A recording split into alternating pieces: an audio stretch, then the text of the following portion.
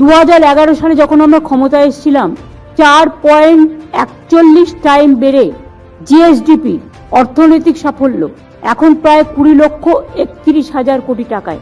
এত সুদ, এত ইন্টারেস্ট শোধ করেও আমাদের নিজেদের ট্যাক্স রেভিনিউ ইনক্রিজ হয়েছে 2011 সাল থেকে আজ পর্যন্ত 5.33 টাইমস।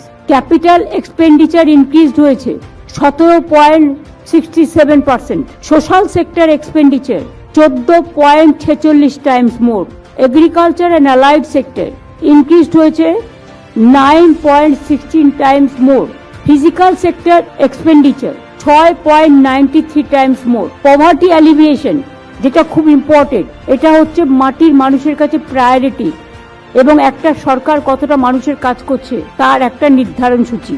2013 থেকে 2023 সালের মধ্যেই আমরা 1,72,00,000 মানুষকে দারিদ্র সীমার নিচে ছিল ওপরে নিয়ে এসেছি। রাজ্যে শিল্প কর্মসংস্থানের সাফল্য, 14 বছরে রাজ্যে 2 কোটি লোকেরও বেশি কর্মসংস্থান হয়েছে। সারা দেশে আমরা বেকারত্বের স্থান 40% কমিয়েছি।